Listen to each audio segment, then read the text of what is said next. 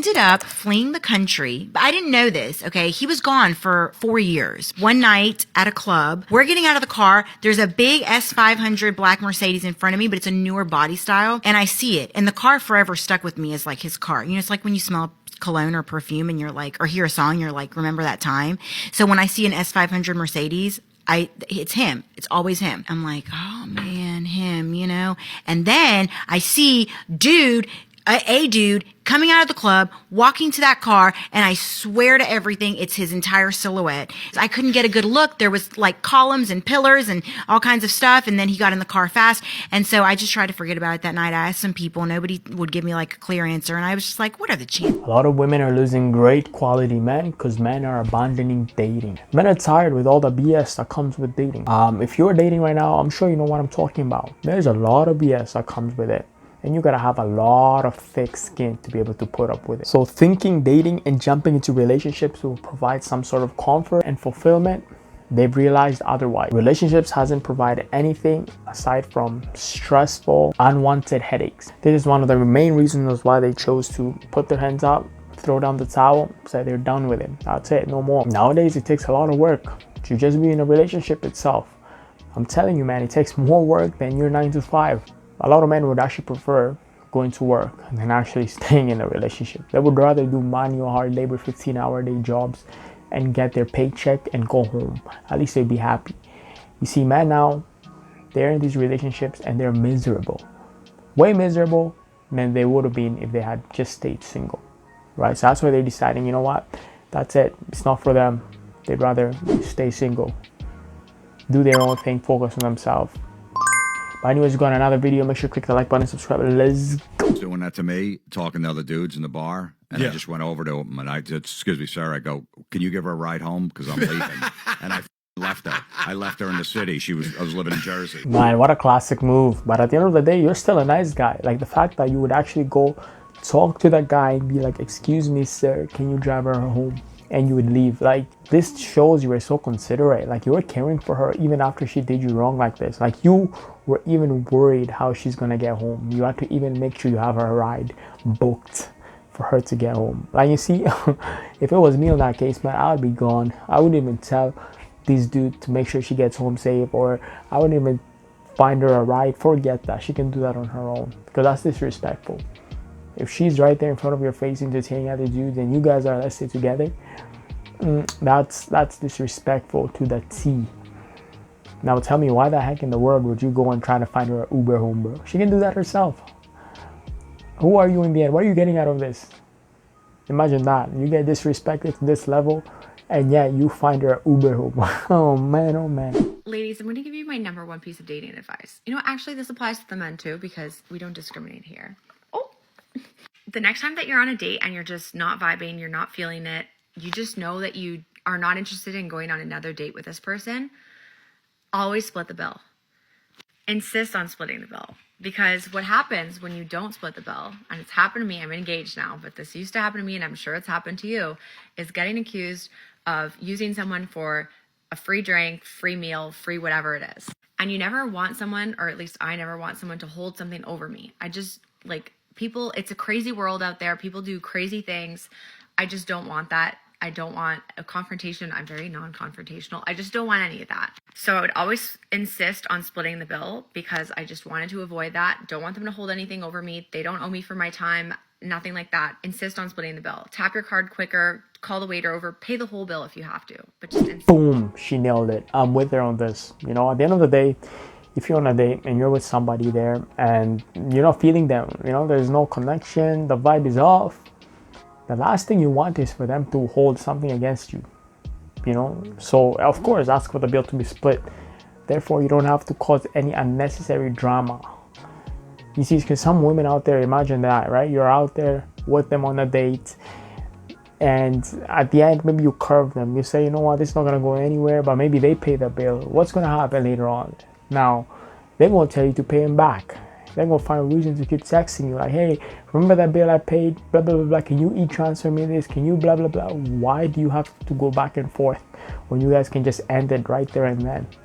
So the fact of you guys splitting the bill and each of you paying their own portion defeats the purpose of finding reason to contact the other person, because everything gets settled there. When you leave the table, boom, you all go your separate ways. No need to be trying to reaching out for her or her reaching out to you the next day regarding that dinner bill one of you pay. You know what I'm saying?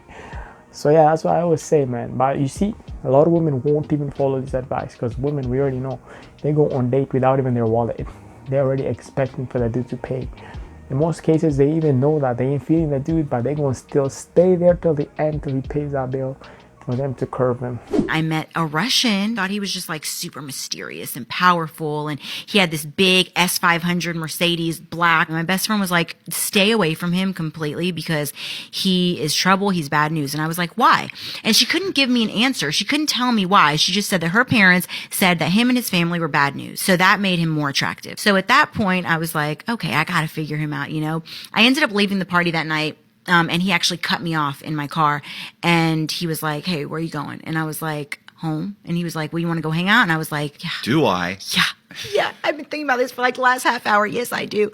We went and hung out. Nothing crazy happened. We just dated for like a couple, not even a month, maybe like around a month. We talked on the phone, and we hadn't even had sex or anything like. Just waiting for you to be 18. Before that happened, he disappeared. The guy just disappeared one day, just no more answering the phone. Then I got pissed because after he disappeared for long enough, I asked her to be like, where is he? Katie, where is he? Everybody, where is he? Nobody knew where he was. Nobody knew anything about. So I just left it at that. He ended up fleeing the country. But I didn't know this. Okay. He was gone for 4 years. One night at a club, we're getting out of the car. There's a big S500 black Mercedes in front of me, but it's a newer body style. And I see it. And the car forever stuck with me as like his car. You know, it's like when you smell cologne or perfume and you're like, or hear a song, you're like, remember that time? So when I see an S500 Mercedes, it's him. It's always him. I'm like, oh man, him, you know? And then I see a dude coming out of the club, walking to that car, and I swear to everything, it's his entire silhouette. I couldn't get a good look. There was like columns and pillars and all kinds of stuff, and then he got in the car fast. And so I just tried to forget about it that night. I asked some people. Nobody would give me like a clear answer, and I was just like, what are the chances? Like, there's no way. I ended up going back to the apartment that Katie, my best friend, and I shared, and all of a sudden, around 3:30 in the morning, there's a knock. I'm like, who the hell's at our door at this time? And I'm thinking maybe it's like somebody for Katie or something. So I look through the peephole, and I swear again, it's this guy. It's that silhouette. So I cracked the door, and I have a little chain on, and he's like, hey, baby. And I'm like, what? And it was him. This sounds like she's reading a book.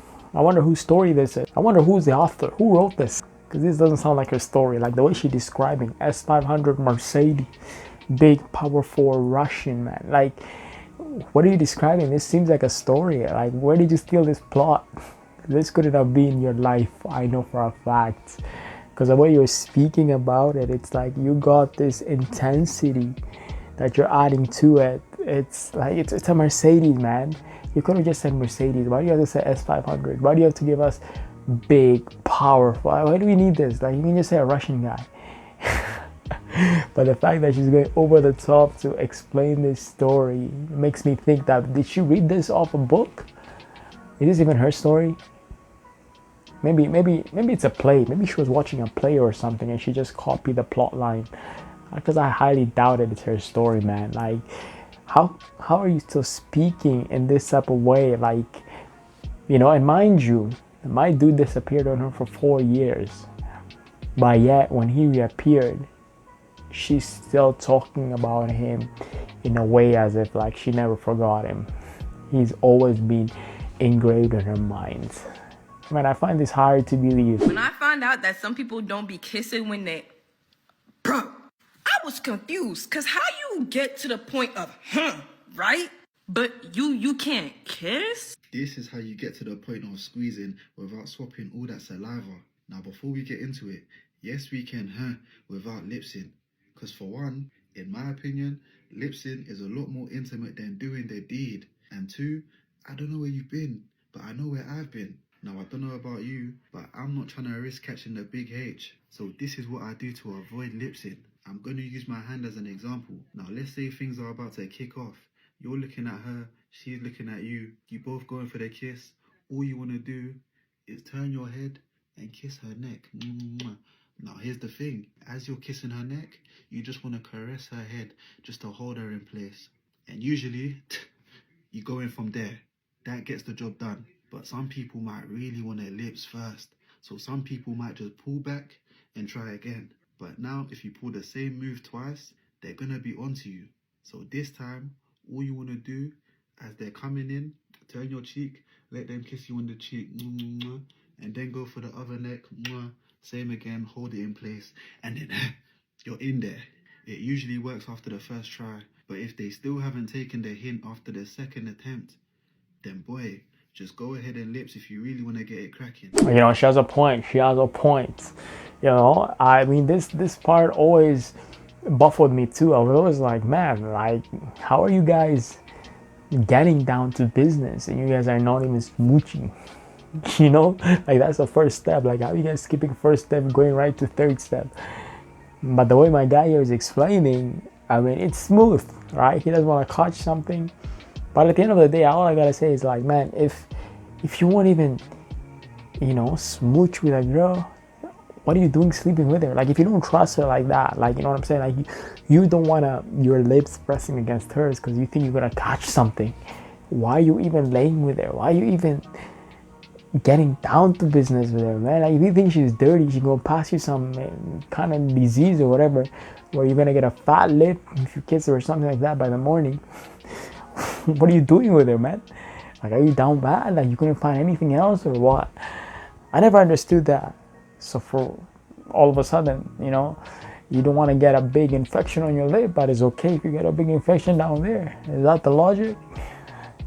Kind of weird. It doesn't really add up, right?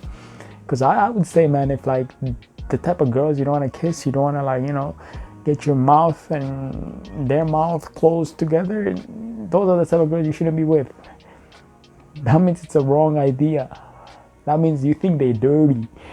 That means you probably picked them up from the street. Chances are you should leave them in the street. What are you doing with them? You're bound to catch something for sure. At 19, I worked at Target and I had the biggest crush on this girl in the styles department. She had like blonde hair, she was very pretty, she was very cool, but she had a boyfriend when I first got hired there, and I worked there for about a year, and 6 months into me working there, her and her boyfriend broke up. And I knew that because my friend that got me hired, who was also in the styles department, had told me that. And he's like, oh, and she thinks you're cute, you should talk to her. So I was like, yippee, like, of course. So one day when we were in the break room together, I sat next to her and talked to her, got her phone number. We started talking, hanging out. And after a month, I got a weird red flag because she could never talk to me past 10 p.m. Like, we would text all day, no problem, Snapchat. And then once 10 p.m. hit, radio silence every single night. It was super weird. But I kind of just let it slide for a month or two. And then eventually I asked her about it. And I was like, how come you can't talk to me past 10? And she was like, oh, well, I just go to sleep at that time. You know, I just wake up really early. And at first I was like, okay, whatever. Sure. And then, like, a week after that, I was at work, and my friend came up to me, and he's like, bro, I'm so sorry, but she's still dating that dude. And showed me her Facebook, which I had never seen before. I followed her on Instagram, but he showed me her Facebook, and she was just, like, posted an anniversary post with her boyfriend. I was like, what the like, so she never, either A, she did break up with him, and then they got back together, or B, she just lied about it. But regardless, I was furious, because I had a huge crush on this girl. So I found her boyfriend's Snapchat. I can't remember how, but I found his Snapchat, added him, and I was like, yo, your girlfriend is totally talking to me and you at the same time. She had an alternate Snapchat account that she was Snapchatting me on just to talk to me. And I figured that out too, because my friend had a different Snapchat than the one she gave me. So I sent him the username, sent him everything, and he's like, okay, bro, thank you. And that was it. And one day, like the next day, she comes up to me and she was like, you really had to tell him, yada yada. And I was like, yes. And she's like, okay, well, can we talk about it after work? And I was like, sure.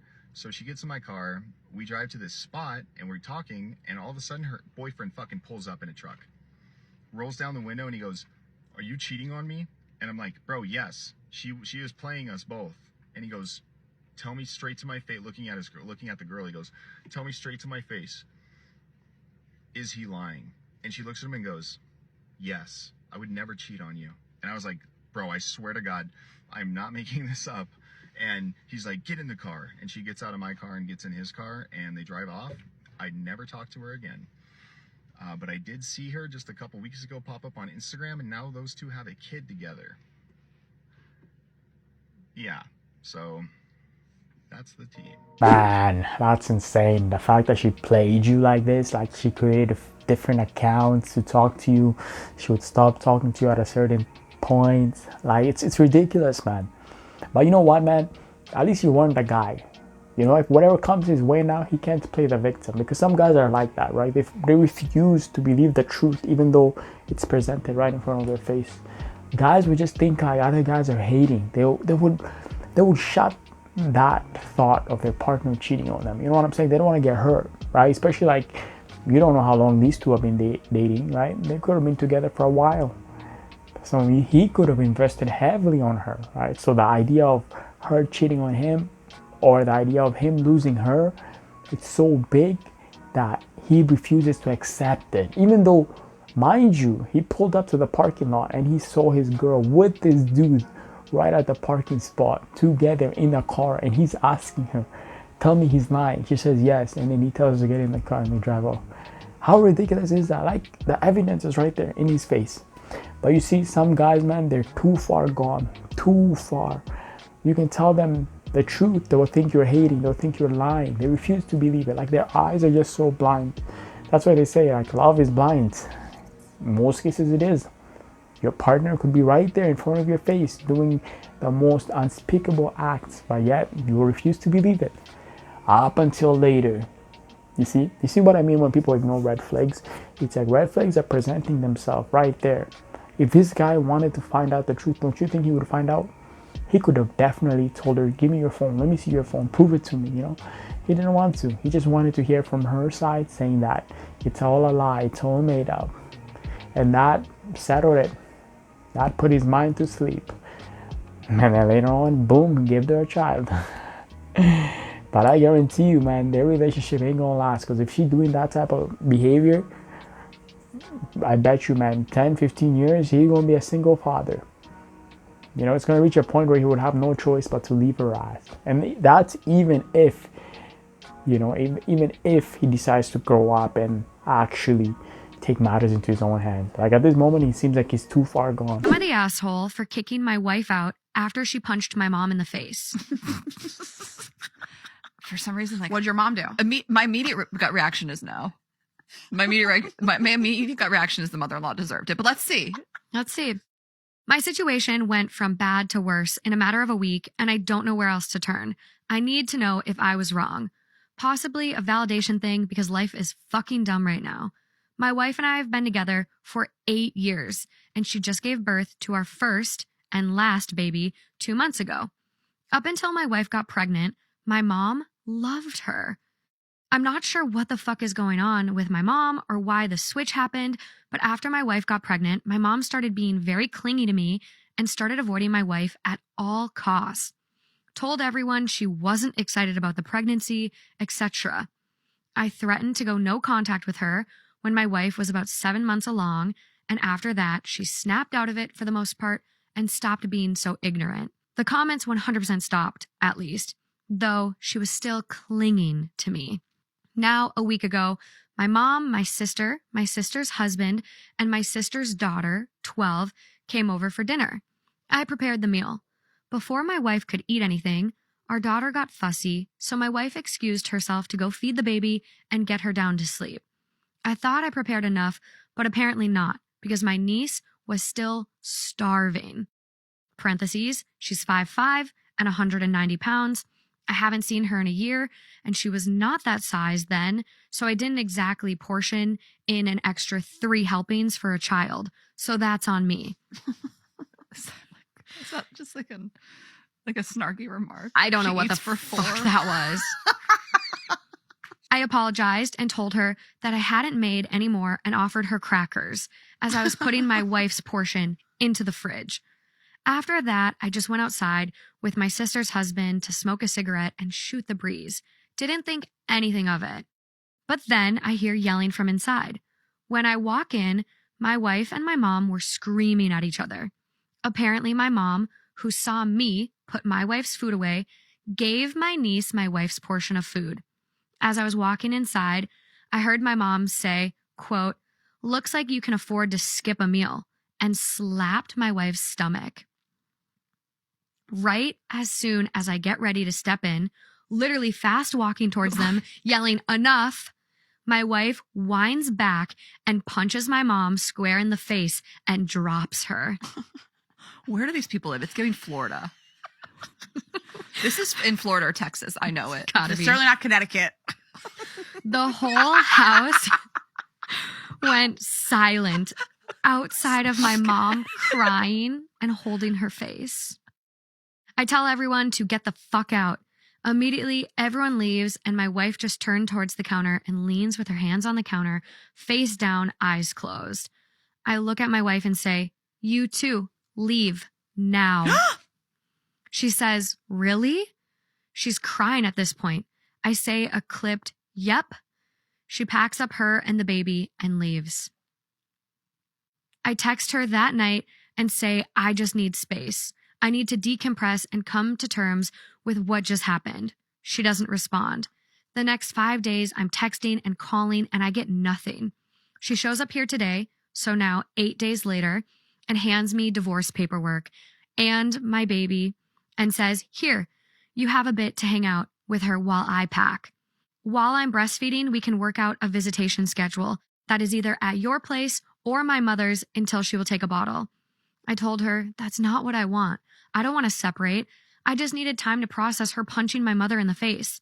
She said, quote, "You needing time to process gave me time to process the fact Go off. that I refused to be in this situation any longer. I defended myself. I initially felt bad and remorseful, but you making me leave when I needed you made me see more clear. I'm done. I'm sorry for what I did, but there's no fixing this." She refused to speak to me at all the rest of the time she was there. My house feels so empty, and I don't know what to do. Am I the asshole for making her leave after she punched my mom? I just needed some fucking space. Hey man, at the end of the day, your mom comes first over your wife. You know, those guys that are picking their wife over their mom, I'm like, yo, who birthed you? Your mom did. Of course.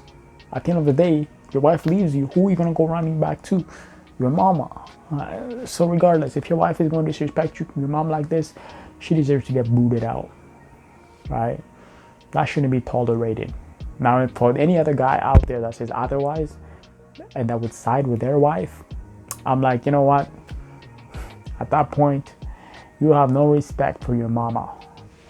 I'm talking like if your mom, like, she didn't do her part, didn't do her job, maybe she abandoned you when you were a child and all, and she tried to crawl back into your life later on, and boom, boom, boom. Then, okay, I get it. You might have resentment and all.